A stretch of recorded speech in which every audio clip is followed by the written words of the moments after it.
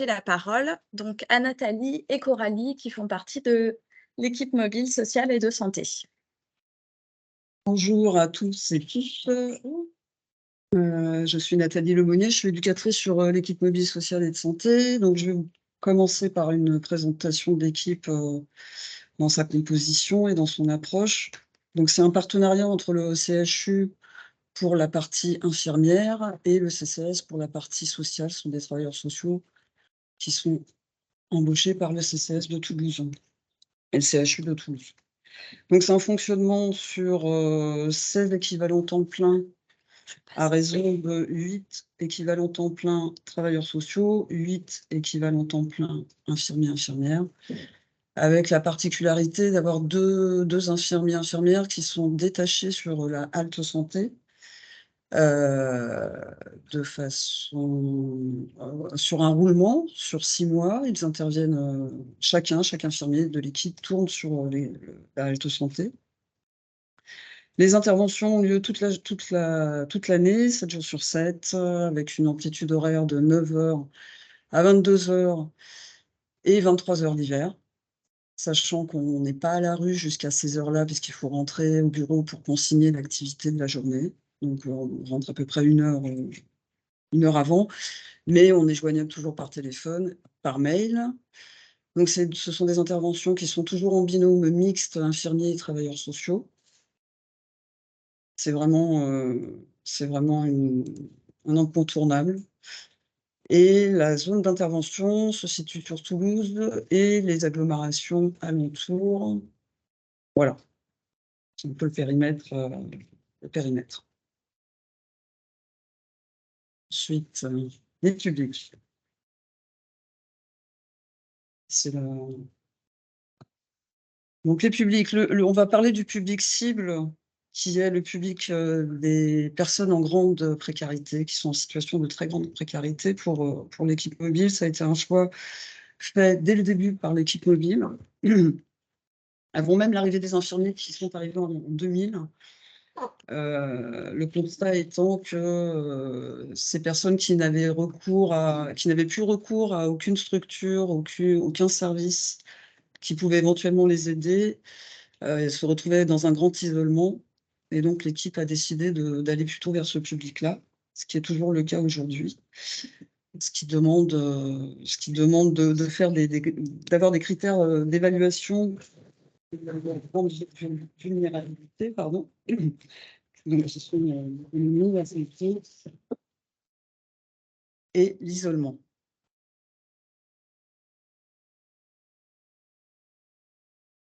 Le public, en grande précarité, il y a évidemment une question de temporalité qui est très, très importante. Puisqu'on peut mettre un temps plus ou moins long, mais quand je dis long, ça peut être en mois, en années, avant d'accompagner quelqu'un vers le soin notamment, puisqu'on va quand même parler du soin ici.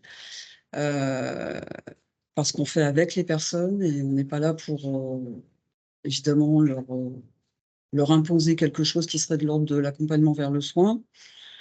Donc cette question de la temporalité, de la création de liens est tout à fait déterminante, puisque sans création de liens, de toute façon, il ne se passe pas grand-chose et c'est vrai que ça peut prendre un certain temps. Surtout si les personnes sont complètement à la rue, pas du tout hébergées.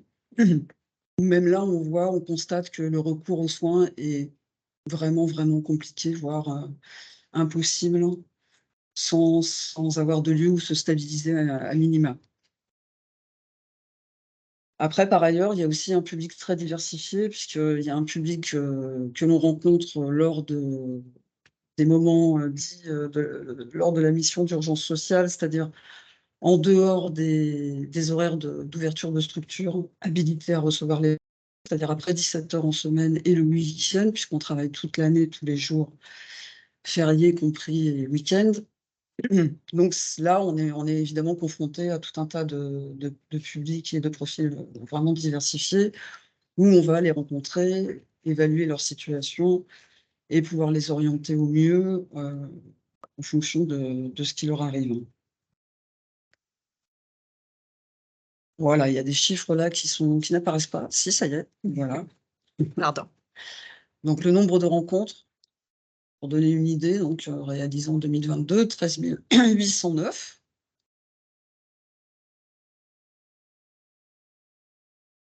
Donc on va passer maintenant aux principes, aux valeurs et aux missions de l'équipe mobile. Juste, donc moi je me présente, je suis Coralie, je suis infirmière sur l'équipe mobile.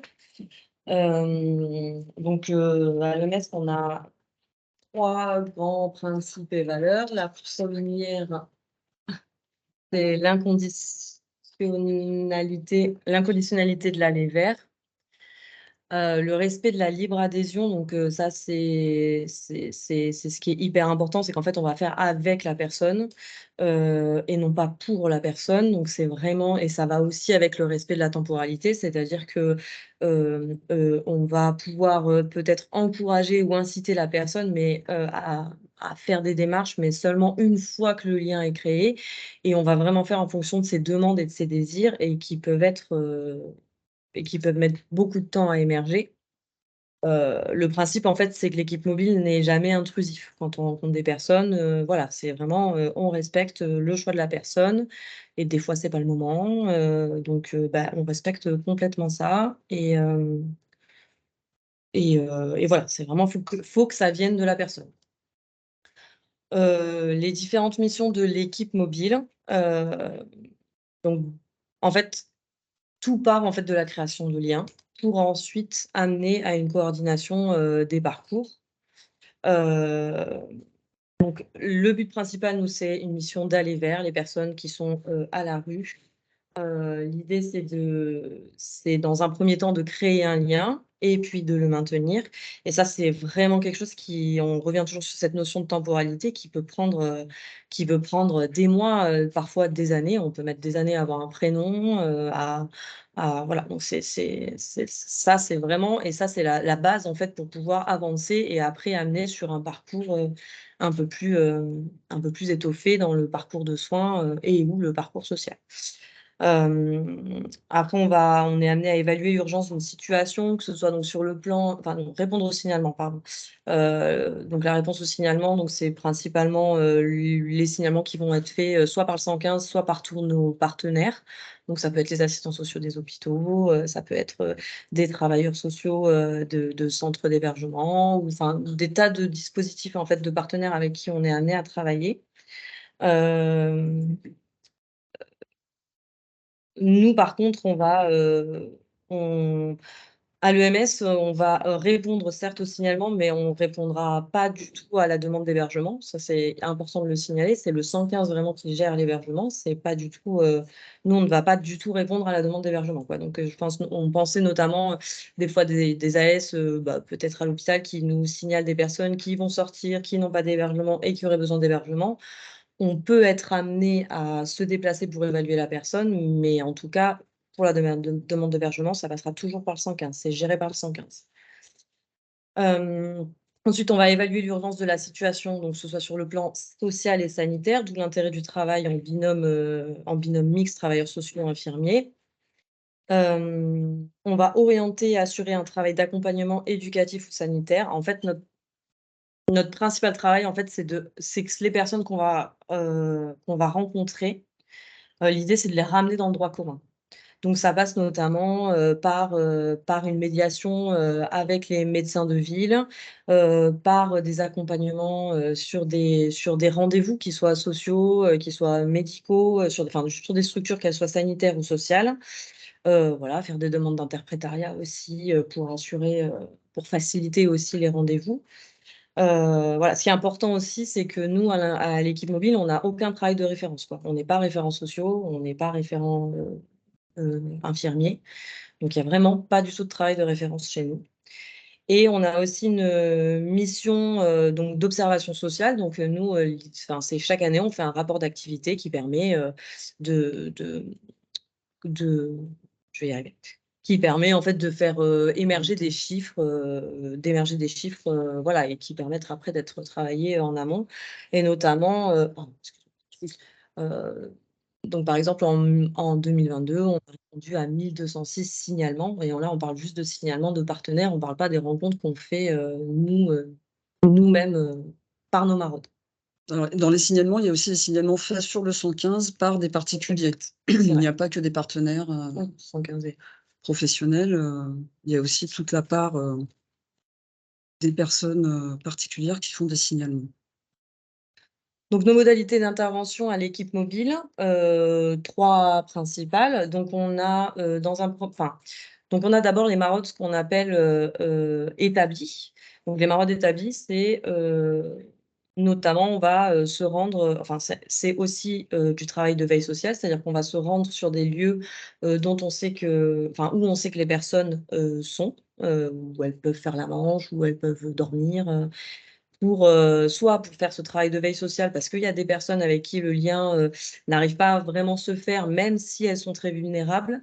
Mais, voilà, on va passer régulièrement, au moins saluer, si elles ne veulent pas, vu qu'on ne veut pas être intrusif, bah, se dire: «Bah, tiens, cette personne, elle est là, on l'a vue», ou alors s'inquiéter de ne pas l'avoir vue pendant quelques semaines. Voilà, et de se dire qu'on va les garder en tête, voilà, et de continuer un petit peu à les «chercher» entre guillemets. Les maraudes établies, c'est aussi des maraudes au cours desquelles on se dit: «Tiens, ben, on va, rencontrer telle personne», soit parce qu'on a une information à lui transmettre, un rendez-vous à lui donner, ou juste parfois pour saluer et prendre des nouvelles parce que ça fait un moment qu'on n'a pas rencontré ces personnes. Ensuite, on fait des maraudes qu'on appelle aléatoires, donc là, c'est vraiment notre travail d'aller vers, quoi, donc c'est-à-dire qu'on va dans la rue et on va, rencontrer les personnes qu'on voit dehors, les saluer et puis, heu et voilà, et déjà peut-être des fois se présenter et voir ce qui en émerge, quoi. Enfin, c'est souvent comme ça qu'on fait nos premières rencontres, nous, ce qu'on appelle.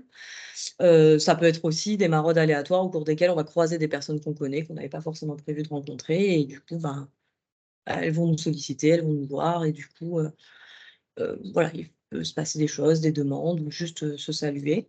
Et après tout ce qui est accompagnement, donc ça, c'est les accompagnements qu'on peut faire effectivement, soit sur tout ce qui est établissement de soins ou établissements, sociaux pour des rendez-vous, voilà, médicaux ou sociaux, quoi. Hem, donc ce qu'on voilà, donc les chiffres, donc on a fait 4 235 maraudes aléatoires et 6 234 maraudes établies. Ouais, 1982 accompagnements sur l'année 2022. C'est ça, Laura? C'est 2022.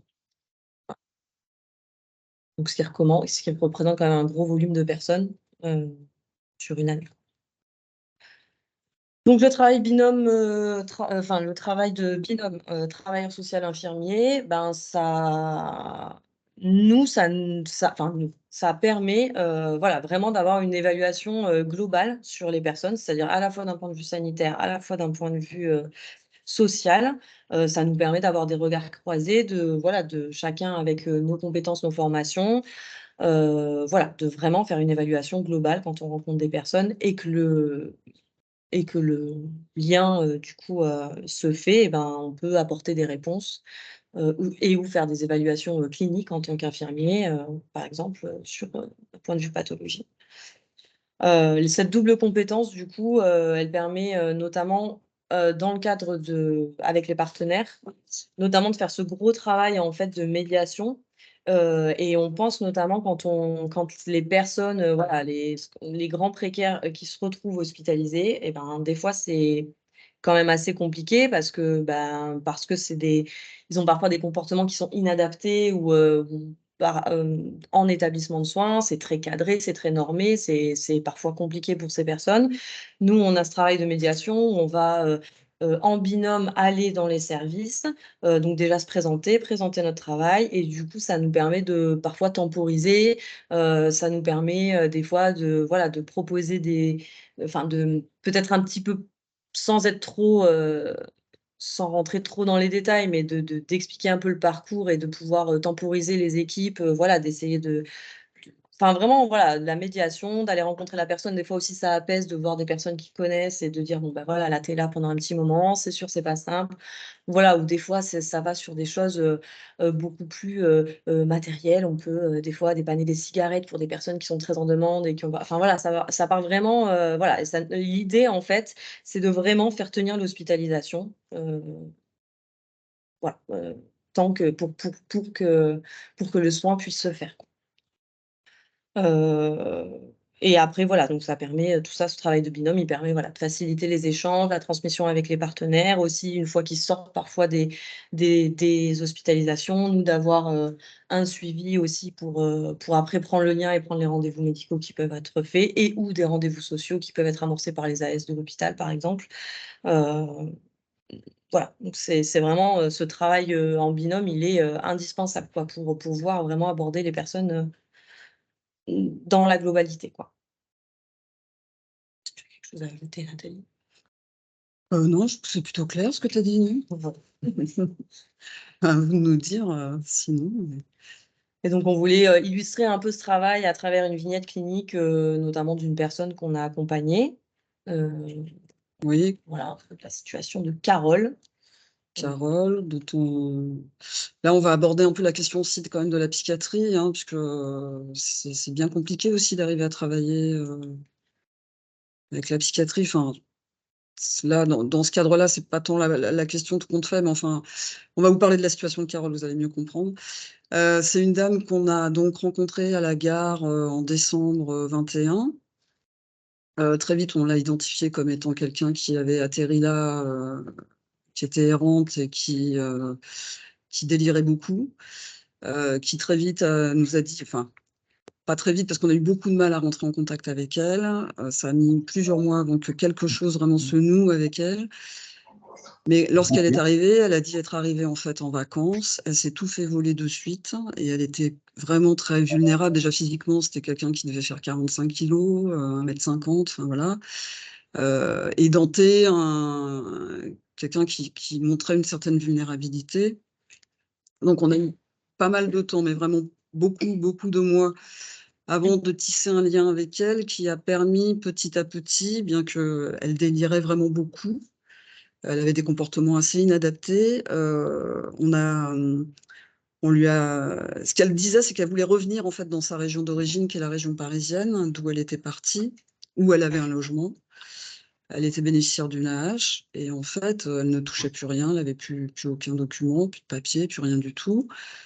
Son nom, elle l'a dit, à la volée comme ça, et c'était, lors d'un accompagnement sur un hébergement, donc le foyer, pour femmes. Avant ça, on avait tenté la halte de nuit où ça s'était très mal passé, parce qu'en fait, elle voulait rester toute la journée, elle voulait dormir. Elle était très fatiguée déjà, assez épuisée de dormir, ce qui est évidemment pas reposant pour une femme de dormir à la gare, enfin dans le quartier gare et halte de nuit, donc elle s'est montrée agressive lorsque le matin on lui demandait de partir. On a essayé sur le foyer pour femmes, il s'est passé à peu près la même chose. Donc elle est retournée à la rue, on continuait de la voir dehors, puis elle a changé de quartier, elle a disparu de la gare, elle s'est retrouvée, devant Purpan, dans le hall même de Purpan, pendant plusieurs semaines et là, c'était donc au beau jour et on lui a fait la proposition d'une journée de pétanque qu'on organisait avec quelques personnes et elle a dit oui. Donc elle est venue et à partir de là, il s'est vraiment noué quelque chose, donc il y avait un pique-nique et cetera. Moi, elle était affamée, c'était assez poignant, je dirais. Elle a fait cette journée, ça s'est vraiment très, très bien passé et on s'est dit: faut qu'on l'accompagne une fois sur la halte santé pour boire un café et voir, s'il n'y a pas une accroche possible, si on peut pas essayer de lui faire un séjour, à la halte santé. Sachant que sur l'hôpital, il y avait pas moyen de la faire, rentrer. En plus, elle était quand même devant l'hôpital en permanence, mais il y avait pas de crise vraiment. Elle était, j'ai envie de dire, seulement complètement délirante et complètement dans une vie, enfin, c'était assez terrible quand on y réfléchissait, mais bon. Donc on a réussi à l'accompagner sur la halle santé pour un café. Ça a duré, bien 2-3 heures, je crois. Oh oui. Elle avait du mal à en repartir, donc on s'est dit: «Ah, il y a vraiment quelque chose à jouer» et le fait est que par la suite, un séjour a pu s'organiser où elle est restée, mais pendant lequel évidemment au bout un certain temps, c'est-à-dire qu'au début elle s'est posée, elle était très fatiguée, elle a dormi beaucoup, elle a pas mal mangé. Et ensuite, elle a commencé à décompenser et à ne plus être bien du tout, du tout, du tout, à tel point qu'il a fallu la hospitaliser, mais ça a été complètement salutaire puisque enfin, elle a pu accéder à du soin, psychiatrique qui lui allait bien et de mener à bien son projet de rentrer en région parisienne. Donc en fait, tout ça, ça a duré quasi 2 ans, puisqu'elle est rentrée là, début mai, donc de décembre 21 à mai 2023. C'est pour parler un peu, enfin, montrer à quel point la temporalité, là, c'est essentiel. Heu, on a fait que rester auprès d'elle au mieux, tout même avec des comportements inadaptés, même avec de l'agressivité, même qui il y en a eu envers nous aussi, hein. Il y a eu des rencontres qui ont capoté très vite, où elle nous envoyait balader, pour pas dire nous insulter, enfin, voilà. Mais, l'idée, c'est vraiment de rester présent, voilà, de continuer d'être présent, quoi qu'il arrive. Bon, sauf si effectivement il y a une agression envers nous, là c'est différent, mais, heu, c'est vraiment, je pense, le principal moteur de l'équipe mobile, c'est d'arriver à rester présent, mais tout en instaurant pour la personne dans sa situation des référents petit à petit, améliorer sa situation, mais toujours avec l'accord de la personne. Donc là, son désir, c'était de rentrer et elle a fini par rentrer. Et d'où l'importance aussi du travail de médiation de l'EMS, c'est-à-dire qu'avant tout ça, quand elle a commencé, qu'elle était encore à la gare, qu'elle commençait à nous parler de Paris, quand elle lâchait des infos comme ça, bah, on a appris elle avait eu un hébergement. On s'est mis en lien avec ces personnes pour essayer d'avoir des infos, mais toujours en respectant, voilà, les en respectant, la confidentialité, quoi. On n'est pas non plus allés fouiller, on n'est pas non plus des enquêteurs. Mais, mais voilà, pour pouvoir un petit peu avoir des infos. Une fois qu'elle a été à la halte santé, elle a lâché. Bon, effectivement, ça a été, heu, intervention du SAMU, enfin ça a été vraiment elle est partie de la halte santé, avec perte et fracas, avec le SAMU, l'intervention de la police, voilà, parce que ça a été vraiment une hospitalisation sous contrainte. Et en fait, pour que l'hospitalisation tienne après en psychiatrie, et ben, on est allé lui rendre visite régulièrement, elle était très contente, ça a permis de tenir son hospice, en lien avec les assistants sociaux qui du coup ont repris contact avec Paris pour essayer d'avoir un peu Mmh. d'informations et cetera. Et c'est vrai que tout ça, ça a permis qu'elle a été hospitalisée, je crois, en février là, 2023, jusqu'à, là, mai, où elle vient de partir à Paris, et tout le travail, ça a été parce qu'au départ, elle était sous contrainte, mais après la contrainte a été levée et ça a été de maintenir, en fait, et qu'elle ne veuille pas partir et c'est tout le travail de cette création de liens, de médiation qu'on peut faire à l'équipe mobile aussi, tout ce qui est, vraiment un travail partenarial, quoi, c'est aussi comme ça qu'on peut parfois gérer, voilà, les frustrations qu'elle a pu avoir quand elle était hospitalisée, hem, voilà. C'est une petite, c'est un c'est une belle illustration du travail qu'on peut faire, de la rue jusqu'aux soins, quoi, finalement, bon, là, c'est de la psychiatrie, mais ça Mmh. reste, enfin, ce serait valable pour du somatique aussi, hein, pour, d'autres situations qu'on va développer, mais on en a plein, Ouais, on en a plein, hein. mmh. C'est Oui. c'est pas ce qui manque, c'est pas ce qui Exactement. manque. Mais ce qui est à noter sur toutes les situations qu'on pourrait avoir à vous raconter, c'est vraiment cette temporalité, quoi. Et que souvent d'ailleurs, à l'équipe mobile, ce qui va souvent, mais c'est pas tout le temps le cas, mais c'est ce qui va faire que le lien va se créer, c'est justement une problématique de santé qui va émerger. Et c'est ça souvent qui va faire que ça accroche et que ça part souvent de ça. Mmh. Pas Surtout que, mais Pardon. souvent. Surtout pour ces personnes qui sont, dans les non-demandes, celles, Mmh. dont on parlait en grande précarité. Quand le corps lâche, Ouais. bah, voilà, là, il se passe quelque chose. Donc c'est vrai que ces moments-là, on veut être là, quoi, parce que c'est important et c'est vrai que c'est quand le corps lâche que ouais, il se passe quelque chose, quoi. Après, il y a ceux pour lesquels, le corps lâche pas et malgré tout, on continue d'aller les rencontrer, d'aller les voir parce que c'est pareil, ça fait partie du travail que, d'avoir cette vigilance, d'avoir cette veille, ce regard bienveillant et s'ils veulent se saisir de nous un moment, ils peuvent le faire, et parfois ça se produit, parfois pas. Ce qu'on n'a pas dit, c'est qu'on va aussi jusqu'au bout, c'est-à-dire qu'on va aussi jusqu'aux obsèques Mmh. des personnes. Heu, D'où le droit commun aussi, hein, parce qu'il y a des mmh, personnes qui n'ont jamais rien demandé et en fait, du coup, bah, c'est dans les obsèques qu'elles retrouvent le droit commun, voilà, que mmh, et elles peuvent avoir des obsèques, digne. dignes de ce nom. Voilà, c'est en lien avec l'association Goutte de Vie, je sais pas si vous en avez entendu parler, qui organise les obsèques lorsqu'il n'y a pas la famille et que, les personnes sont enterrées donc au carré des indigents à Cornebarieux. Donc à chaque fois que nous connaissons la personne, on y va. Ben, un peu trop souvent, à notre goût, évidemment. Voilà. Passe aux questions, que ce soit un peu plus interactif. Peut-être ce qu'on peut faire en attendant, c'est faire un tour de table. Si vous le souhaitez, vous présenter.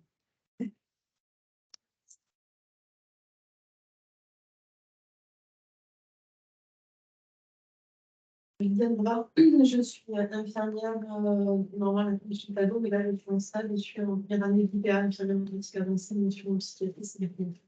J'en ai 9 ans mois de jour, je suis stagiaire assistante sociale avec des femmes à la cité centrale. Mon stage de médecin généraliste à CCRS. Du coup, assistante sociale sur les ACP, Saint-Marie et sur le MSP, Saint-Écupard. Équipe mobile. Comment? Équipe mobile, santé, précarité. Exactement. Bonjour, moi je suis Marie Bichara, je suis le médecin de la structure de dépistage des cancers, le CRCDC. Je suis Laura Bramandi, je suis responsable de service au SIAO, donc auprès de l'équipe mobile sociale de santé et l'équipe insertion. L'hybridé, cadre de santé à la médecine sociale. Karine Champ-Robert, infirmière sur IGIR. Catherine Delpech, je suis cliente au petit salon de méthodologie. Et une canneuse éducatrice spécialisée sur les incidents des Saint-Marie et l'UMSP. Vous avez la main. En tout cas, si vous avez envie de poser des questions ou de faire des commentaires ou de l'échange de pratiques ou de savoir plus spécifiquement comment on peut interpeller aussi l'EMS, n'hésitez pas. Et puis, dans un second temps, on passera aux questions écrites. Bonjour, moi je suis Nadine Vernet-Angèle, référente de parcours au DAC 31. J'avais une question concernant votre... Donc, madame, vous n'avez pas le micro ouvert ou alors? Hop, allez-y, on vous écoute. Oui, donc Nadine Vernet-Angèle, je suis coordinatrice de parcours au DAC 31. DAC 31. DAC 31. C'est quoi DAC? Dispositif d'appui à la coordination. J'avais une question concernant la zone d'intervention. Parce que vous avez dit Toulouse plus l'agglomération. Qu'est-ce que vous entendez par agglomération? Alors, l'agglomération, c'est l'approche couronne de Toulouse quand même. On va pas au fin fond du département, qui est trop grand. Ouais. Mais par exemple, c'est souvent dans le cas de signalement. Il est arrivé qu'on ait des signalements sur Muret ou sur la Barre-sur-Lèze ou je sais pas, voilà. Bon, ça nous est arrivé d'y aller pour avoir une rencontre et faire une évaluation. Et ensuite, on se met en lien avec la mairie, généralement, qui dispose d'un service social, ou voilà, pour dire, voilà, on a rencontré ce monsieur. Mais bien souvent, ce sont des personnes qui, en fait, sont assez connues dans ces petites agglomérations, ces petits villages. Et donc, il n'y a pas vraiment de... Nous, on continue pas d'aller les rencontrer, quoi. On fait une première évaluation. Je sais pas si je réponds bien à votre question, là. Oui, ça c'est ce qui est très très loin de Toulouse, on va dire. Donc à peu près, c'est quoi, 20 km autour de Toulouse, un truc comme ça? Ouais, la petite couronne, tout ce qui est autour de Toulouse, c'est-à-dire Blagnac, Saint-Orens, je connais pas. Ça fait 30 ans que je suis là, mais je connais encore. Grosso Les modo, communes ouais, limitrophes. ouais. Voilà, les communes, voilà, c'est ça, limitrophes. Et c'est peut-être plus des signalements sur les temps de veille, en fait. Genre le week-end ou en soirée, où les dispositifs des localités sont fermés, en fait. Peut-être. C'est pour ça aussi qu'on renvoie après sur les mairies, le service social de la mairie, ou voir les pompiers, c'est arrivé, ou même la gendarmerie, c'est arrivé aussi. Il n'y a pas de zone géographique qui est forcément délimitée dans le cahier des charges Mm. de l'EMS. En revanche, effectivement, la zone d'intervention dépend aussi des moyens qu'a l'équipe pour aller rencontrer les personnes, etc. Donc forcément, moins facilement aller à Bouloc que d'aller à Muret. Parlons pas de Saint-Gaudens. Ne parlons pas de Saint-Gaudens. Après, ce qu'on n'a pas précisé peut-être dans le quotidien vraiment, par exemple, c'est qu'on dit on est 16 équivalents temps plein. mais déjà, il y en a 2 qui sont sur la halte santé et ensuite, on travaille tous les jours de l'année, ce qui veut dire aussi que, par exemple, sur une journée, entre les congés, les machins, les maladies, parfois, on va être 2 binômes le matin pour la journée. Donc vous imaginez que pour 2 binômes, sachant qu'il y a des accompagnements de prévus et cetera, on va difficilement courir, ça n'a pas de sens, quoi. Voilà. Donc c'est vrai qu'on se réserve principalement sur la ville de Toulouse parce que, comme vous le savez tous, pour la pratiquer, il y a beaucoup de monde dehors. Mais ensuite, forcément, on peut pas couvrir, Ouais, un ça peut périmètre. être, ouais, ça peut être quand même intéressant de vous interpeller ou de vous signaler, même si c'est loin de Toulouse, même si vous ne ferez pas d'accompagnement. Ça peut être aussi intéressant, voilà, justement de savoir si la personne vous a déjà été signalée, si il y a déjà des choses en route, si voilà, ça peut aussi permettre ça, d'avoir un contact entre partenaires. Oui, oui, tout à fait. Là-dessus, bien sûr, on veut volontiers échanger avec les partenaires sur des situations qui nous seraient signalées, même si par la suite, on n'ira pas revoir la personne. Mais oui, oui, tout à fait, ouais. Hmm. Ça s'est D'accord. produit. Peut-être, madame, pour certains qui ne le connaissent pas, est-ce que vous pourriez rapidement, très brièvement, représenter le DAC, s'il vous plaît, et ses missions principales? Alors, dispositif d'appui à la coordination, en fait, on fait de l'appui à la coordination auprès des professionnels qui nous sollicitent pour des situations ressenties complexes pour tout public. Je ne sais pas si c'est clair pour tout le monde. Waouh. Et sur tout le département, 4 antennes, Toulouse, le Sud, le Lauragais et le Nord. Voilà, c'est Et le aussi, pour guichet compléter un unique tout petit pour peu, les on fait aussi de situations complexes. l'information et de l'orientation sur les situations. Donc, à la fois, on peut donner des conseils sur différentes orientations qui pourraient être possibles. Et je vois Johanna qui arrive, qui va compléter. Oui, bonjour à tous. Je suis responsable de l'antenne du Lauragais pour le DAC 31. Est-ce que vous On pourriez est... parler bien fort, s'il vous plaît? On a un Oui, je problème vais de parler son. bien fort. Oui, oui, oui. Merci. Merci. Donc, le DAC, il est issu de la fusion anciennement des Mayas et du réseau de santé Reliance, donc qui était plutôt connu pour les soins palliatifs, les maladies chroniques. Nous, Maya, on s'occupait plutôt des personnes âgées en général. Et aujourd'hui, voilà, depuis le 1er juillet, on est tout âge, toute pathologie. On a 3 missions, donc l'accueil, l'information, l'orientation. Donc on répond aux professionnels qui ressentent, enfin voilà, qui rencontrent des personnes en situation de santé complexe. Et donc du coup, en effet, sur l'accueil et l'orientation, l'enjeu pour nous, c'est de bien connaître vos dispositifs parce que, ben, on a des appels et on oriente les professionnels éventuellement vers vos services. On a des équipes, donc la 2e mission, c'est l'appui à la coordination clinique. Donc on a des équipes de coordinateurs de parcours sur chacune des antennes, environ 4, 5, voire 6 selon les antennes. Et voilà, ces personnes voilà, proposent de l'appui soutenu, voire intensif à ces situations complexes, plutôt de l'appui aux professionnels. Et donc, bah, tout simplement, ils évaluent de manière globale les situations avec les professionnels. Ils essayent de recréer une équipe d'aide et de soins et bah, de proposer un accompagnement le plus adapté possible. Et la 3e mission, c'est l'animation territoriale. On travaille notamment avec les communautés pluriprofessionnelles territoriales de santé pour mener des projets locaux qui permettent de fluidifier les parcours d'aide et de soins localement. Voilà. Et du coup, moi, j'avais une petite question. Moi, j'ai rencontré là récemment une assistante sociale au CCAS de Balma qui m'a parlé d'une dame voilà, qui était venue la voir un peu voilà, qui menaçait voilà, se suicider, enfin voilà. Et elle a été embêtée, donc sur le moment, voilà, elle a appelé le 15, la dame, elle a discuté au téléphone, finalement, ils sont pas venus. Et puis, elle a réussi à lui trouver un logement le soir, mais elle s'y est pas rendue. Mais elle a quand même été voir un médecin traitant. Elle a réussi à faire en sorte qu'elle voie un médecin. Et puis après, voilà, elle l'a perdu de vue.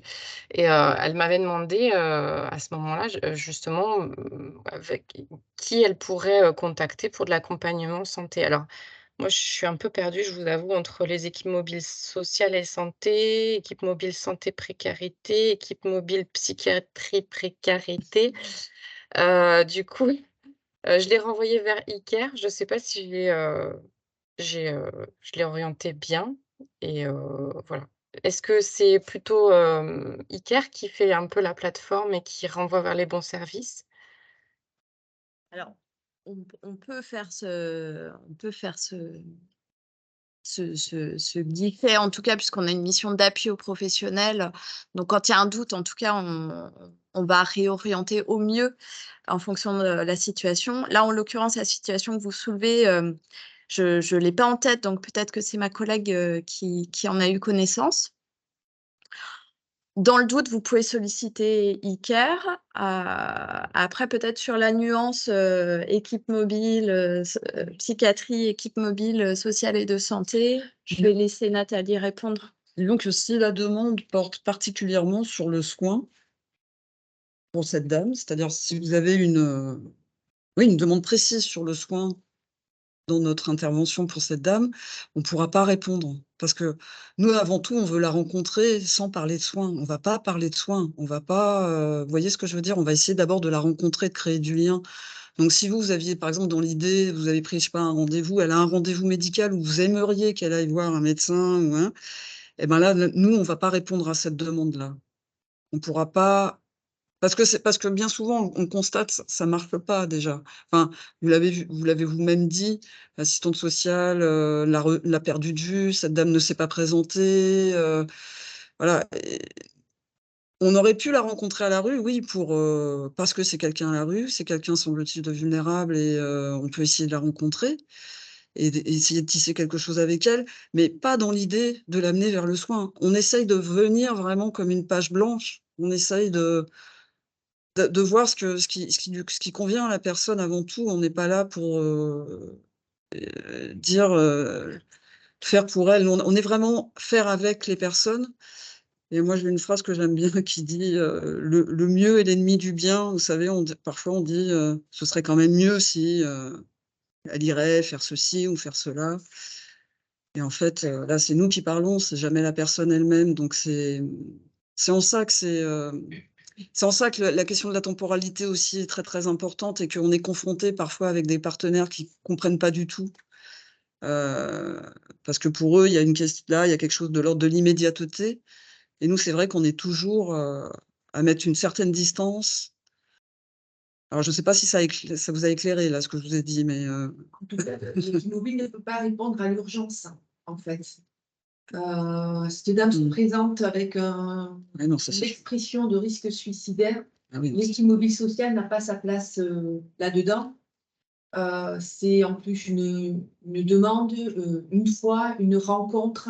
Et effectivement, la base du travail de l'EMS quand même, c'est d'avoir plusieurs rencontres. Voilà.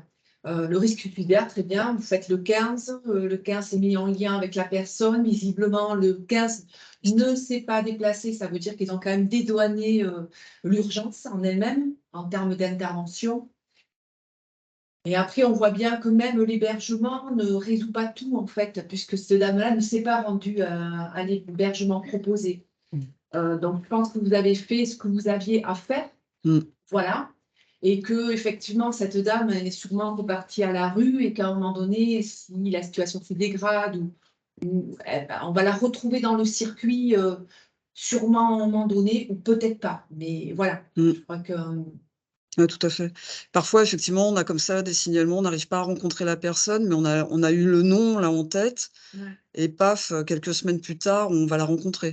Mais comme ça, lors d'une maraude, ah bah tiens, c'est la personne qui nous a été signalée, on raccroche un peu les wagons mais il n'empêche qu'on reste toujours sur notre façon d'approcher les personnes, même si on a eu ces informations en amont, quoi. Mais bon, oui, c'est tout à fait ça, là, la réponse, enfin nous, quelqu'un qui menace de se suicider, effectivement, on oriente vers le 15, hein, ça nous arrive parfois de faire le 15, hein, Par contre, là, vous pouvez interpeller peut-être l'équipe mobile ou même Ikea d'ailleurs. C'est si vous êtes amené à rencontrer de manière répétée une même personne avec des multiples demandes ou alors la même demande, mais pour laquelle vous observez peut-être une dégradation en termes sanitaires ou vous sentez que sur le plan social, c'est en train de se dégrader, elle s'isole. Là, peut-être, oui, faites appel à Ikea pour des conseils en termes d'orientation ou de signalement, voilà. Ou alors, si géographiquement, vous localisez la personne quelque part, elle est à la rue, et que vous l'avez vue de manière répétée, vous voyez qu'elle est en train de se dégrader, là, oui, effectivement, faites appel à l'équipe mobile sociale pour signaler l'endroit où elle se trouve, pour qu'ils puissent en faire une évaluation et travailler en lien, effectivement, à l'équipe mobile sociale pour savoir qu'est-ce qu'on peut faire avec cette personne. Mais ce qui est intéressant, c'est que dans ce cadre-là, c'est aussi de dire aux personnes, de parler de l'EMS avant c'est-à-dire que ces personnes, si vous voyez qu'effectivement il y a peut-être matière à ce qu'on les rencontre, de leur dire, bah voilà, écoute, de parler de cette inquiétude à la personne et de dire, bah, il y a une équipe mobile, est-ce que tu accepterais de les rencontrer? Ça peut être aussi une première amorce. Nous, ça nous permet aussi ça facilite parfois quand on les rencontre, on va se dire: «Ah ben voilà, telle personne, a signalé» et pas qu'on arrive comme ça à dire, et les gens des fois, on arrive, ils ont pas été prévenus on nous a prévenus, on va rencontrer cette personne parce qu'on arrive à la trouver ou parce que voilà, mais en fait la personne elle a pas compris quoi, parce que personne lui en a parlé, donc c'est toujours bien en amont, avant de nous solliciter, si c'est une personne que vous êtes amené à voir régulièrement, de dire: «Bah voilà, est-ce que tu veux bien rencontrer cette équipe?» Ça veut pas dire que ça va forcément, débloquer quelque chose, mais parfois c'est facilitant. En tout cas, j'entends votre difficulté au DAC, de voilà, de trouver des interlocuteurs, sachant qu'on travaille, Iker travaille beaucoup avec le DAC, mais la difficulté, c'est qu'on n'est pas sur le même périmètre. Vous êtes sur un périmètre départemental et on est sur un périmètre, agglomération toulousaine. Donc clairement, oui, votre, souci et inquiétude de trouver des relais, on l'entend complètement. Je vais en profiter pour poser une question qui a été, inscrite dans le chat, concernant l'ouverture des droits, justement. Est-ce que les travailleurs sociaux sont amenés, quand ils le peuvent, à effectuer les démarches d'ouverture de droits? Alors, autant que faire, se peut, non. Disons que non, on oriente, prioritairement vers des travailleurs sociaux référents, parce qu'il y a pas de raison de ne pas, encore une fois, raccrocher les personnes les plus éloignées, du droit commun, et ben, de ne pas les raccrocher au droit commun. Après, d'autant que on fait partie du SIAO, il y a le PAIO qui sont nos collègues, qui sont des assistantes sociales, assistants sociaux, qui peuvent recevoir, donc on peut toujours organiser un rendez-vous avec, nos collègues, qui se trouvent à Saint-Cyprien, donc le SIAO, ce qui est assez, c'est bien comme quartier, parce qu'il y a pas mal de choses sur ce quartier quand même. Mais il arrive que ça n'empêche pas qu'on va, par exemple, on va faire des photos d'identité avec la personne pour monter un dossier de carte d'identité, par exemple. On va l'accompagner acheter un timbre fiscal. Voilà, on va faire ce genre de choses, mais pour autant, faire un dossier SIAO, c'est avec, une assistante sociale référente, ce sera pas nous. Nous, on les fait pas ça, par exemple. Les dossiers SIAO, on les fait pas. Faites toujours avec la personne. Et on fait toujours avec la personne. Mmh. On fait pas, sans la personne, on fait rien sans la personne. Mmh. Mmh. Me permet, il y a une question sur la façon dont on pouvait contacter l'équipe mobile. Donc, nous, on a des portables, on a 3 portables différents. Je sais pas si, Je vais le mettre dans le chat, du coup, le numéro. Ah ouais, je les connais pas par cœur, tu les connais? Je les ai. Je connais pas. Non, mais je les ai enregistrés. Et l'adresse mail? Oui, alors l'adresse mail, on peut peut-être commencer par ça, c'est SIAO 31 EMSS. .emss Ouais, CCAS. @ccas-6 toulouse.fr. Et du coup, on peut être rejoint donc, sur nos téléphones portables, mais... Ah, pardon. On vous donne le numéro. Oui, mais du coup, pour ceux qui Je sont là, l'inscris dans le c'est chat. plus facile de lire, non? Oui, non, c'est 06 08 68 94 52. Et où tu connais? 06. En fait, peu importe. Peu là, importe, on parce donne les numéros. que tout le monde répond au téléphone, donc Et après, 06 19 51 72 82. voilà, 2, ça suffit. C'est les deux principaux. Ça suffit. On a mis 3.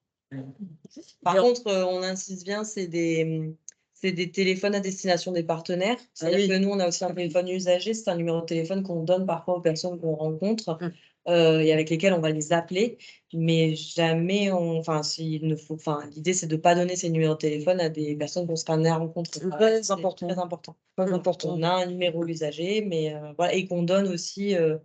C'est Je lui qui dirais donne. pas avec parcimonie, mais voilà, c'est pas, on les donne pas dès qu'on se dit que potentiellement on va rencontrer quelqu'un ou dès qu'il y a un signalement. Voilà. Comment? Oh non, mais voilà. L'idée, c'est pas ça. Voilà, l'idée, c'est vraiment de les donner avec des personnes avec qui on commence à avoir un petit lien et pas de me distribuer ce numéro de téléphone. Donc vraiment, ce numéro de téléphone et cette adresse mail, elle est à destination des partenaires uniquement. J'enchaîne sur une deuxième question et puis je vous laisse la parole ensuite. Donc, bonjour, je suis travailleuse sociale dans un centre d'hébergement d'urgence collectif. Nous sommes amenés à accompagner des personnes qui présentent des troubles psychiques assez importants, qui sont dans le déni, le refus de soins et se mettent en danger. Peut-on faire appel à l'équipe mobile? Et dans ce cas-là, est-ce qu'on peut faire appel à vous, pardon? Et si oui, l'accord de la personne est-elle obligatoire? Oui. Ah oui, là, je vois pas comment on peut intervenir sur un centre d'hébergement auprès d'une personne à qui on n'aurait pas dit qu'on allait venir.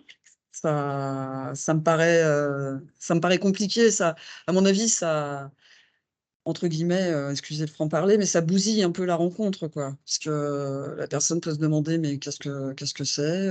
Qui êtes-vous? Pourquoi vous êtes là? Bon. Voilà, donc oui, il faut absolument parler à la personne de la possibilité de nous rencontrer.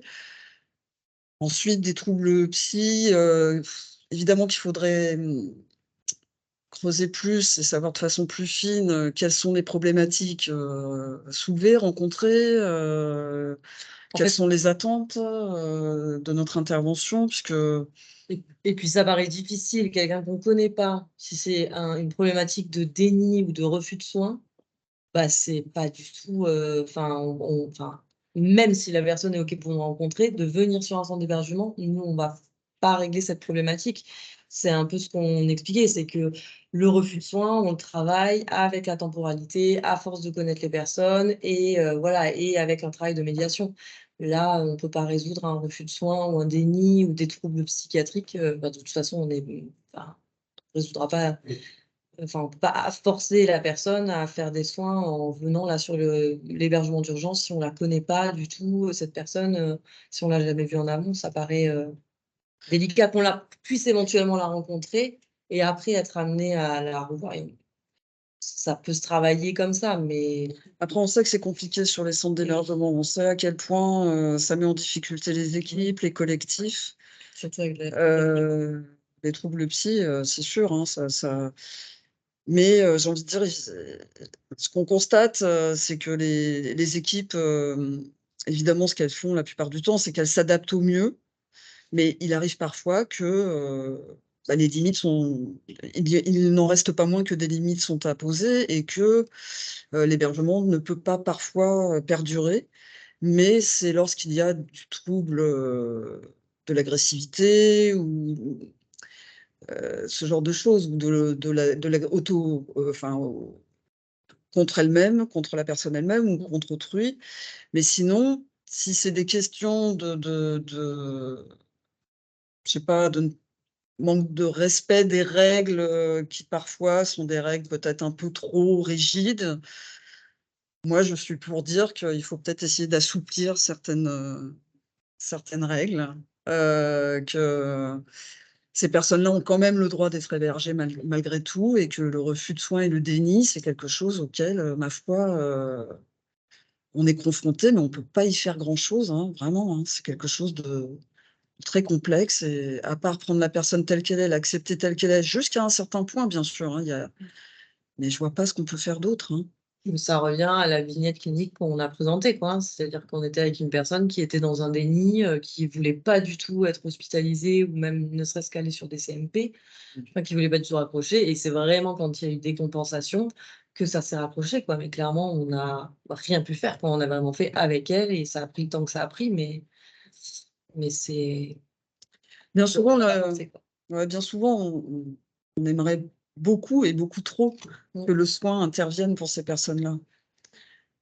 Et et là, c'est vraiment notre propre désir, je pense, qui est plus à l'œuvre, hein, donc mais c'est vrai que c'est compliqué en structure, hein. Ça peut être très compliqué, on en est conscient. Peut-être si, peut-être qu'une grille un petit peu pour se dire, à quel moment il est, adapté d'interpeller, pardon, l'équipe mobile. Ça revient un petit peu à une des slides que les collègues ont présentées sur les 3 indicateurs de vulnérabilité. L'autonomie, l'isolement, les problématiques de santé. Puisque vraiment le public, cible de l'équipe mobile sociale et de santé, c'est vraiment, le public qui est en situation de grande précarité. Donc vraiment, est-ce que, la personne est quel est son niveau d'autonomie? Quel est son niveau d'isolement? Le public de l'EMSS, c'est vraiment un public qui est extrêmement isolé sur le territoire, particulièrement isolé, problématique de santé, et il y a aussi quand même le principe de libre adhésion qui est la base, de la construction du lien et du maintien du lien. Donc c'est vrai que c'est compliqué à expliquer de manière très simpliste et très schématisée, mais en tout cas, ça permet quand même de se dire: «Bon, à quel moment je peux interpeller?» et avoir ces 3 indicateurs-là en tête, ça permet déjà de donner un peu un faisceau d'indices sur, est-ce que ça correspond ou pas au public de l'équipe. Mmh. On l'a pas assez soulevé, je pense aussi, mais d'un coup, là, je me dis, on n'a pas parlé, des problématiques d'addiction qui sont très, très, très largement représentées aussi auprès du public, en grande précarité. Ça va quand même, mieux en le disant, je pense, il faut le dire. Heu, c'est vrai que parfois pour rebondir là sur ce que vient de dire Laura, c'est vrai que parfois on a des partenaires qui nous interpellent en disant: «Oh là là, vraiment», alors c'est sûr ça peut être assez subjectif, cette question de vulnérabilité, mais parfois on est interpellé pour une situation, on rencontre la personne et on se dit: «Bon, bah, non, elle va plutôt bien, pour nous, elle va plutôt bien», alors que pour le partenaire, il est assez catastrophé. Mais parce qu'effectivement, nous, on rencontre des personnes qui sont, on va dire, un peu la figure du grand clochard, tel qu'on l'avait en représentation encore il y a plusieurs années. Vraiment ces personnes qui laissent vraiment tout aller, quoi, tout filer, qui font pas valoir leurs droits alors qu'ils y auraient droit, qui touchent pas le RSA, qui touchent rien, qui n'ont jamais vu de médecin depuis 20 ans, qui sont dans des consos d'alcool énormes, voilà. Pardon? Et où les liens sont rompus. Voilà, où les liens sont Ponctuellement, pour répondre où les liens sont à votre rompus. service, pour le problème béni, pour le lien, Il faut du temps. les liens soient Puisse s'attraper. et où on puisse faire des Mmh. réflexions. Ça va tous, Ouais, il faut très, très longtemps, ouais. Vraiment la question de l'autonomie et de la non-demande, quoi. C'est-à-dire que vraiment, nous, on est avec un public qui est dans la non-demande ou très, très peu ou Ou inadapté. inadapté. Et cette autonomie, enfin moi j'ai quelqu'un en tête d'un monsieur qui, est en fauteuil roulant, qui dort dehors, que qui et en fait cette personne, si on l'évalue, bah, elle est en capacité de téléphoner au 115, il a réussi, cette personne elle a réussi à se payer des nuitées d'hôtel ponctuellement, elle sait mobiliser, plusieurs personnes. Bon voilà, du coup, toute cette autonomie, elle est relative parce qu'on dit quelqu'un qui est, à la rue en fauteuil, ça paraît très, mais en fait, on se rend compte cette personne quand on discute, au-delà de la problématique de santé qu'ils peuvent avoir, voilà, à part après il sollicite, lui-même, il est en capacité quoi de se déplacer, de voilà, il se mobilise, voilà. les francophones, il a des droits. Et d'autant plus, voilà. En plus. Mais ça, il y a des personnes francophones qui n'ont pas voilà. Non, mais il y en a des fois qui sont pas du tout, qui pourraient avoir le droit au RSA et qui pas comme ça, donc c'est aussi ça, quoi. Dans vos critères, c'est les personnes autonomes? J'ai du mal à. Non, je veux dire, c'est des personnes qui sont dans la non-demande, quoi, qui vraiment ne sollicitent très peu, quoi. Tu vois, vraiment, qui vont pas appeler le 115, qui vont jamais demander des ouvertures de droits alors qu'ils pourraient, ou des isolés non autonomes, ou en tout cas dans une autonomie inadaptée, quoi. Tu vois, qui vont, je sais pas, qui vont faire des demandes vraiment ouais, j'ai Des pas demandes inadaptées. Ouais, j'ai Quand il l'appelle, il y a pas de chien. oui, ou voilà, ils vont appeler le 115 parce que je Non, non, mais ça arrive pas souvent ça, mais genre, je sais pas, ça me vient pas là, d'ailleurs. il demande à avoir une infirmière ou il a un problème de santé et en fait, tu te rends compte que en fait, la question n'est pas là. Enfin, le problème est ailleurs, quoi. Voilà, y a pas de prendre un rendez-vous, ça marchera pas. Il y a aussi, je pense, on est confronté à l'image qu'ont les personnes de la relation aidant-aidé. C'est-à-dire travailleurs sociaux, notamment, qui le pratiquent pour certains depuis longtemps, voire depuis qu'ils étaient enfants. Et ce lien où ils pensent qu'il y a un espèce de jeu à jouer, hein, on se met dans un certain contexte, on a certaines choses à dire pour accéder à certaines choses. Bon. Alors c'est vrai que nous, ça tombe à l'eau puisque, bon déjà on n'est pas dans un bureau, on est dans la rue, on parle de pas grand-chose dans les premiers temps. En tout cas, on propose rien spécialement. D'ailleurs, c'est bien un peu ce qu'ils nous disent, hein. Certains nous disent: «Bah, quoi? Qu'est-ce que vous faites? Qu'est-ce que vous avez?» Qu'est-ce que bah, pas grand-chose, hein. On essaye de se rencontrer. Alors bon, c'est un peu, déstabilisant, c'est sûr, pour certains. Et petit à petit, du coup, d'ailleurs, ils le disent souvent, ils disent, «Ah non, mais vous nous faites pas chier, quoi». Pour être trivial, hein, mais c'est ce qu'ils disent, quoi. Et je pense que ça, c'est important. Ça montre bien, justement ce lien qui fait qu'à un moment, c'est autre chose qui se joue, quoi. C'est, bah, s'il a envie, ils vont pas faire entre guillemets «semblant» ou essayer d'obtenir un truc, je sais pas si je suis claire. Si, je suis claire? La difficulté, c'est quand tu es à la rencontre, si tu n'avais rien à proposer, hein. Ah oui, oui. Mais l'idée, c'est ça, c'est de pas créer une attente. Et c'est pas si évident que ça, en fait. Comment on aborde une personne quand on n'a rien à proposer? Surtout, À quelqu'un qui parce demande que ça- rien. Donc, Non, mais oui, mais ce qui arrive, il y a la proposition de la rencontre, de créer un lien, Là, quoi. d'être là, ouais, de les accompagner, d'être présent. Mais matériellement, C'est avant tout la question qui Voilà. est posée, ça, hein. mais face à un public qui ne demande rien, qui souvent est invisible quand même, parce qu'il y a quand même c'est des endroits improbables, aussi, hein. Même si on propose de débuter une relation, cette proposition-là, parfois, pas facile. Mmh. Ouais, Est-ce que vous avez des questions? il n'y en a pas d'autres? Il y a 2 autres questions, par écrit, mais si vous avez envie de prendre la parole, n'hésitez pas. Alors peut-être la question de la procédure, pour faire appel à vous et signaler une situation à l'équipe mobile. Est-ce qu'il y a une procédure particulière écrite, non, Moi, j'ai envie de dire le mieux, pardon. vas-y, assume. Le mieux, c'est quand même par téléphone, parce que par écrit,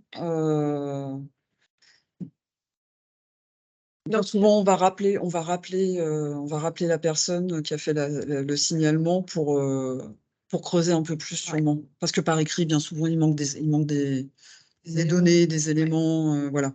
Donc le mieux, c'est de nous avoir en direct par téléphone. donc sur l'un des 3 numéros Ouais. qu'on a inscrits, dans Ouais. le chat? À savoir qu'on le fait tout le temps, on fait toujours un retour au signalant. Quand on a les coordonnées, c'est les signalements via le 115, mais quels que soient les partenaires, on fait toujours un retour, même si la personne, on n'a pas pu la rencontrer, au moins, voilà, on fait toujours un retour sur les signalements qui nous sont faits. Très bien. Il y a une autre question qui concerne plutôt, les soins directement. Est-ce que vous apportez des soins dans la rue? Aucun. Enfin, si, des soins relationnels, mais aucun soin technique à la rue. En fait, Même bobologie? aucun, on n'a vraiment rien. On est en civil, on n'a pas de petite trousse de secours non plus. Non, non, du tout. En fait, vraiment, on va travailler avec le 15 quand ça devient une urgence, voilà, et qu'on va appeler le 15. Et après, des fois, ce qui peut être fait, c'est qu'on travaille aussi, notamment le soir, avec parfois des maraudes, dont Médecins du Monde. Donc parfois, on peut appeler si on sait qu'il va y avoir des soins à faire à la rue et qui ne nécessitent pas, ni l'intervention du SAMU, ni une hospitalisation, mais juste des soins parce que bon, après, eux, c'est pareil, ils font pas des gros soins à la rue, mais voilà, on travaille aussi beaucoup avec eux. Mais en tout cas, en termes de technique, il y a aucun soin technique qui est fait à la rue. Par l'équipe mobile. Ouais, c'est une vraie volonté, hein, parce que sinon, bientôt on fera des opérations à la rue, quoi. Bah, c'est vraiment de pas créer d'attente, en fait, c'est vraiment ça, quoi. Comme on vient avec rien, ben, en fait, quand les personnes, nous revoient, au fil du temps, ils se disent: «Bah, tiens, il y a une équipe mobile, Ouais. là, Il y on a peut voir ça». Il y a ça et puis il y a l'idée que, bah, encore une fois, le droit commun, pourquoi, on irait soigner à la rue quelqu'un, alors qu'il y a tout un tas de dispositifs qui existent en France et qui sont tout à fait à même de recevoir, normalement tout le monde. On insiste là-dessus, vraiment tout le monde et c'est vraiment, l'idée de raccrocher encore une fois au droit commun ces personnes qui sont très largement exclues déjà de la société, et c'est vrai que le boulot, c'est beaucoup de médiation avec les partenaires dans le domaine du soin notamment, parce que c'est pas toujours facile d'arriver avec quelqu'un qui sent pas bon, qui est alcoolisé dans une salle d'attente. Déjà pour le faire patienter, pour l'aider à patienter, puis après pour aussi, médiatiser la consultation, voilà, il y a des médecins avec lesquels ça se passe mieux qu'avec d'autres. Ou aux urgences, je dirais l'attente des fois aux Les urgences quand on urgences. accompagne des personnes, bah, voilà, on sait que ça va être long, alors on reste pas tout le temps 4 heures, hein, mais je veux dire au moins, voilà, on va faire une petite situation à l'IAO, voilà, on va dire: «Bah, voilà, cette personne ça» et des fois ça facilite. Bon après, pas tout le temps, mais ça permet aussi de ouais, gérer l'attente, et gérer le public aussi pour les soignants, en tout cas pour les équipes. Madame Vigneault, si vous souhaitez prendre la parole, n'hésitez pas. Si vous voulez bien, voilà, allumer votre Oui, micro, oui. merci. J'ai une très longue expérience qui a démarré enfin, par rapport à ces publics qui sont en situation de grande exclusion, une expérience qui date maintenant d'à peu près 35 ans. J'ai démarré ma carrière au moment de l'arrivée du RMI, la mise en place du RMI. Est-ce On que vous pouvez reconnaît, parler bien fort, s'il vous plaît, qu'on vous oui, entende dans la salle? Merci. on reconnaît les grandes figures de l'exclusion que vous avez décrites, hein, parfaitement, et toute la question du lien social qui a été très gravement mise à mal dans les derniers temps, là. Et puis, il faut pas oublier, bien sûr, la question de la crise sanitaire et de la crise Covid qui est passée aussi par là et qui a malheureusement rien arrangé. Moi, j'entends ces figures que vous avez décrites, nous les rencontrons beaucoup aussi au domicile, dans des zones très dépourvues. Et notre rôle en DAC, c'est bien de, quand on parle d'appui à la coordination, c'est d'arriver à relier, comme vous l'avez dit, dans le cadre de la santé notamment, à l'existant, au droit commun, le droit commun, ça veut dire ce à quoi tout le monde a droit, et je rappelle que le droit à l'accès aux soins, c'est un des droits fondamentaux. Malheureusement, enfin, je veux pas être défaitiste, mais est-ce que le lien social aujourd'hui suffit? Vous avez dit que vous étiez aussi, que vous aviez une mission de faire remonter le besoin. Où est-ce qu'on en est par rapport à ça? Comment ça avance? Quelle est l'écoute des pouvoirs publics par rapport à ces questions-là, quoi? Combien de places à la halte santé? J'ai entendu dire aussi qu'il y avait actuellement des recrutements pour je ne sais pas si c'est un projet en cours sur Toulouse, des bus douches pour faire sa toilette. Ça existe Il déjà. existe déjà. Il y a un camion D'accord, douche, Il y a un camion douche pour les femmes aussi, il y en a ça existe déjà, ouais. d'accord, mais d'accord. qui Bon. sont, ponctuellement le Voilà. week-end. C'est à la demande. Pardon? C'est à la demande, les camions douche, on peut les contacter, Sur le guide du logement social, il est, à Saint-Cyr et à Bonnefoy le week-end. mais on peut aussi les Ah, d'accord. solliciter en direct. D'accord. D'accord. Ouais. Bon, Je me voilà. permets juste de commencer à répondre et je laisserai mes collègues compléter par rapport à la mission d'observation sociale. C'est une mission qui est notamment inhérente aux missions des services intégrés d'accueil et d'orientation, donc les SIAO. L'idée étant effectivement de pouvoir produire des statistiques sur les publics qui font appel au SIAO, donc au 115 et aux différents services du SIAO, pour les faire remonter auprès des services de l'État pour qu'ils puissent, in fine, adapter les politiques publiques aux besoins des publics qui ont été en tout cas observés. Par le passé, cette mission-là, elle a quand même permis l'ouverture d'un certain nombre de places d'hébergement d'urgence notamment. Cependant, on est d'accord, on sait bien que, les chiffres, ne permettent pas, toujours, d'aboutir, aux résultats que l'on souhaiterait et c'est aussi ça dépend aussi de beaucoup de facteurs et notamment des politiques publiques qui sont mises en œuvre, de l'actualité aussi, de l'administration et c'est vrai qu'on a fait remonter, il y a eu tout un travail, des groupes de travail qui ont été mis en place par les services de l'État, il y a 2 ans sur, par exemple, les programmations, d'ouverture de places d'hébergement sur le territoire toulousain. Donc, par exemple, les données qui sont, produites par, l'équipe mobile sociale de santé sont mises en avant dans ce type de réunion-là institutionnelle. Donc l'idée étant de vraiment pouvoir faire remonter ces chiffres au niveau local, au service de l'État, mais aussi au niveau national où on participe à des enquêtes, nationales comme par exemple, l'enquête nationale Maraude qui est mise en place par, la Fédération nationale des SAMU sociaux. Donc, il y a plusieurs instances, lors desquelles, les données d'activité de l'EMS, sont remontées pour justement faire, remonter les besoins du public. Après effectivement, ça n'oriente pas, systématiquement les politiques publiques, dans le sens, qu'on souhaiterait. Absolument. Je déplore, moi, à quel point, le parc d'hébergement d'urgence est complètement saturé. Obtenir le 115, c'est vraiment devenu une gageure. J'entends pour les publics, hein, bien sûr. C'est très compliqué, en fait. Il manquerait quand même pas mal de structures. On a eu d'ailleurs, pendant quelques mois, la fermeture de l'hébergement femmes d'urgence, pour des questions budgétaires. Une équipe qui n'en pouvait plus, en fait, qui était complètement lessivée. Bref, ça vient de réouvrir, mais avec d'autres modalités.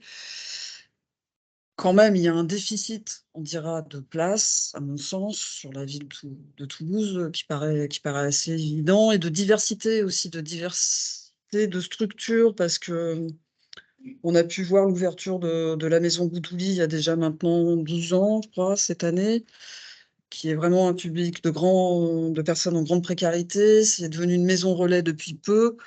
Mais j'ai envie de dire, il en faudra encore une autre, quoi, et d'autres, et vraiment des petites structures comme celle-là avec pas 130 places, mais peut-être 20-30 places maximum. Et c'est pas dans l'air du temps, on est plutôt dans la rationalisation à tout crin, et du coup, ce sont des grandes structures, bon, ou des appartements avec très peu d'accompagnement. Par contre, pour la question de la halte santé, ce sont 16 places à la halte santé, pour répondre à la question. Oui, merci pour ces réponses, celles qui font malheureusement ce constat. Vous avez parlé de la temporalité et de la notion essentielle de lien social pour des publics d'exclusion.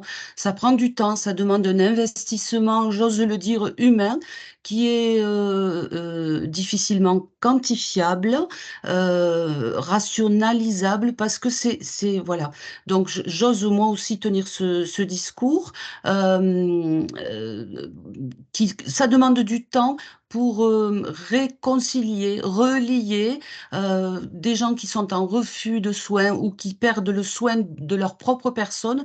C'est très clair que le travail de réparation, le soin, oui, la prise en soin, prendre soin de l'autre, c'est très important. Malheureusement, les moyens actuellement, on revient toujours aux questions des budgets, les moyens manquent cruellement.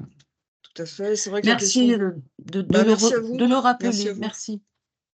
Juste pour précision, les 16 places sont bien les 16 places à la halte, donc qui est rattachée au CHU.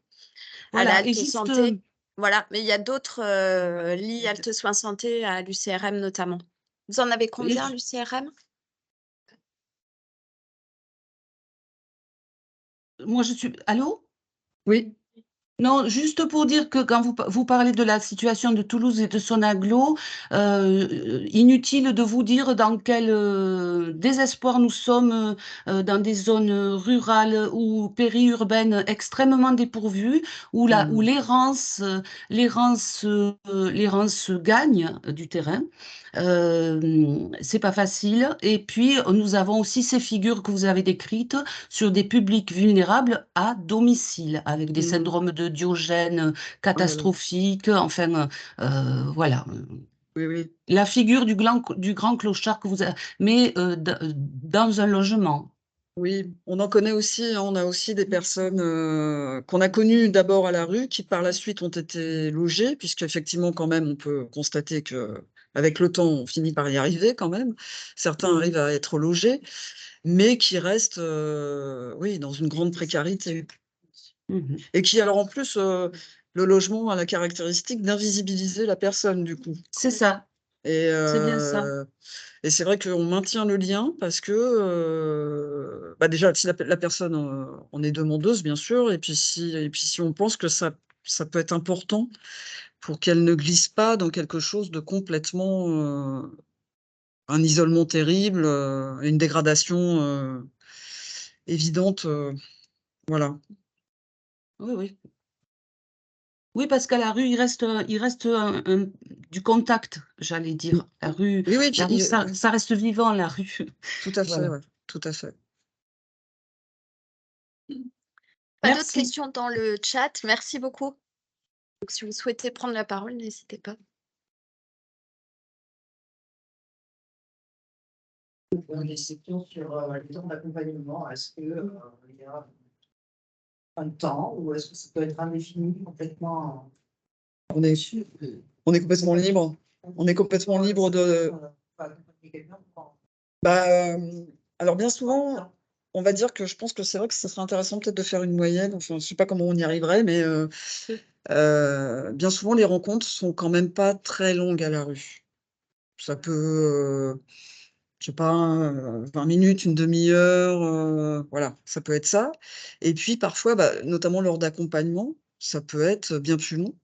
Notamment en accompagnement, à l'hôpital pour une consultation, c'est qu'ils sont jamais à l'heure, donc il faut gérer l'attente et cetera. Donc là, on sait que ça peut partir sur, Non, c'est pas ce temps-là. non? Ah, le temps dans la durée de l'accompagnement, ah oui, ah bah, on a des records, je pense. Oui, hein, ça peut être tout long. Après, là, c'est aussi un questionnement qu'on a actuellement à l'équipe mobile parce qu'on se dit que les personnes, une fois qu'elles sont hébergées, logées, hébergées, je parle d'hébergement stable, pas d'hébergement d'urgence. Est-ce qu'on continue des accompagnements pour être en appui, bah, toujours dans un travail partenarial aussi, hein, parce qu'il y a des personnes qui ont des grosses problématiques de santé. Dans quelle mesure? Parce qu'on a aussi, on fait énormément d'accompagnement au quotidien. En ce moment, en journée, c'est aussi un questionnement qu'on a parce que du coup, le travail d'aller vers perd un peu de. Enfin, on fait moins de maraude aléatoire comme on pourrait le faire. On fait énormément d'accompagnement. Et donc, du coup, on se questionne. Donc, oui, en termes de temporalité, ça peut être des années, quoi. Souvent, les personnes, ça commence quand elles sont à la rue et ça peut s'arrêter avec l'hébergement, la stabilité de l'hébergement. Mais parfois, ça peut continuer. En fait, c'est très. Il n'y a pas de règle, quoi. On a pas de règle. C'est vraiment très personne dépendante en fonction des problématiques qu'il peut y avoir de santé et sociale, parce qu'on parle d'accompagnement, mais ça peut être des accompagnements sur des problématiques administratives. Et, enfin voilà, il y a pas de, on ne s'est pas fixé. On se dit pas, tiens, bah, tiens, tu rentres dans un appart, bah, c'est fini, quoi. Ça s'arrête là et ça s'arrête là. Ça dépend. Et puis il y a des personnes qui, une fois qu'elles sont dans des apparts, elles n'ont plus envie, elles ont envie de mettre de côté la rue, c'est arrivé. Elles n'ont plus du tout envie d'entendre parler de l'équipe mobile parce que ça y est, parce que c'est autre chose. Et puis il y en a qui ont envie quand même de continuer. Il y en a qui sont autonomes pour des accompagnements, mais qu'on va continuer à suivre parce que c'est leur demande, ça les rassure, parce qu'elles connaissent, parce qu'il y a des. Enfin, voilà, c'est très. Il n'y a pas de règle. Ouais, il y a vraiment des cas de figure très différents. Après, sur la durée, il y a vraiment quand je disais des records, il y a des personnes enfin, moi, que je connais depuis plus de 20 ans, par exemple. Ouais, ouais, ouais. Que j'ai connues à la rue et qui aujourd'hui, par exemple, une dame est en maison de retraite depuis déjà pas mal d'années et l'autre, elle est logée, mais avec des problématiques de santé sérieuses. Et là, on reprend justement un peu la coordination au niveau de sa santé, des rendez-vous, etc. Oui. Voilà. Savoir est-ce que c'est quelque chose que vous rendez, enfin, dont vous parlez avec la personne sur la MCA, Ah non, on n'en parle pas en fait. si elle souhaite rompre, Très souvent, hein, ça ça se fait naturel. ça se fait, oui, elles sont.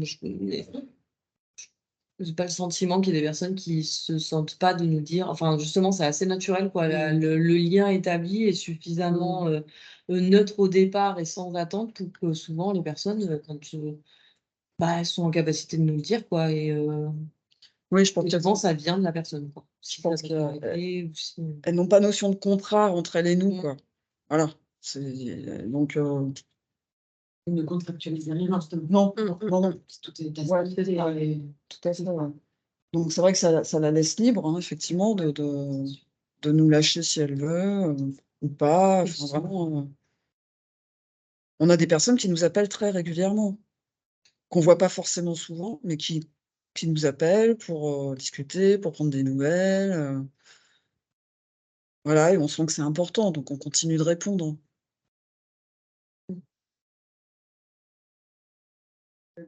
vous intervenez, par exemple, malgré que vous ayez évalué qu'il n'y a pas de demande en soins, vous ne voyez pas tout de suite de problématique de santé. Par contre, la personne est en demande.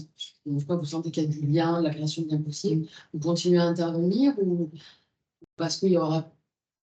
Vous avez une mission en santé. S'il n'y a pas de santé, c'est pas pour vous, vous y allez quand même. Ah oui, oui, oui. Pas que, oui, oui.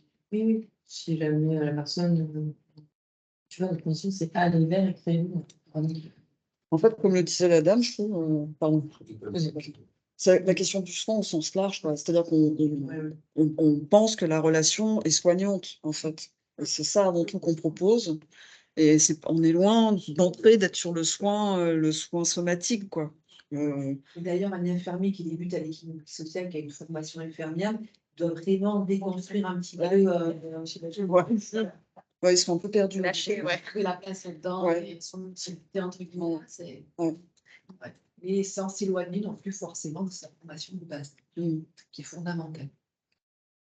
Parce que je pense qu'on a un public avec des problèmes, de plus en plus avec des problématiques de santé quand même assez conséquentes. Ouais. On voit, et donc du coup, ça demande quand même aussi aux infirmiers qu'on embauche à l'AMS d'avoir une certaine compétence clinique. Voilà. Sinon, on peut être quand même aussi en difficulté par rapport à ça. Voilà. Là, moi, mon truc, c'est un de mes critères. Ça, c'est sûr. Voilà, c'est important.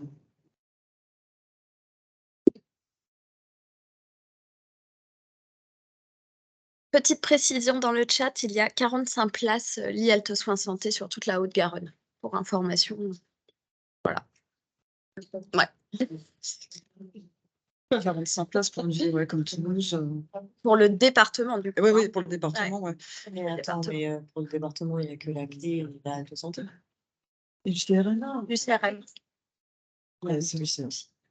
Mais du coup, ça n'est pas 45. Mais il y a des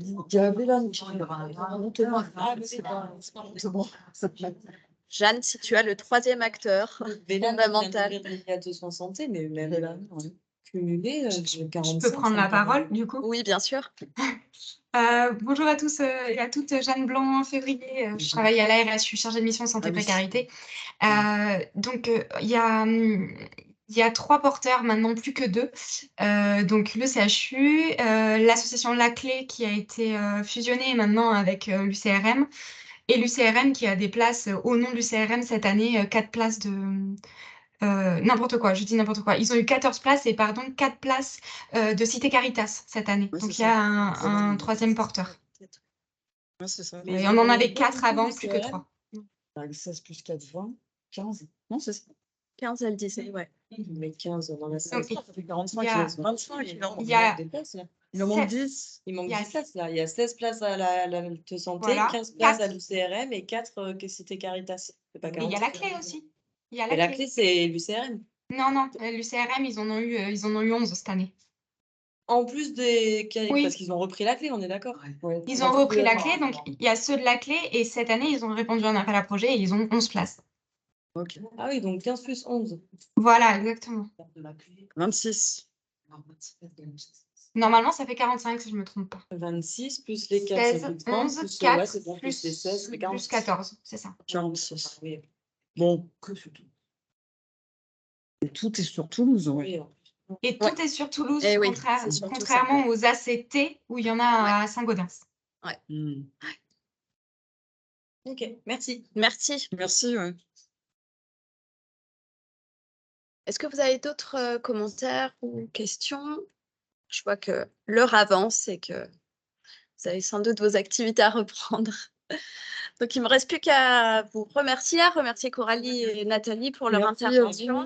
Merci à vous. Merci pour vos questions. Et puis, je vous enverrai donc le replay de nos échanges par mail. Merci beaucoup et bon après-midi à tous. Au revoir. Au revoir. 14 piles, quoi, bravo.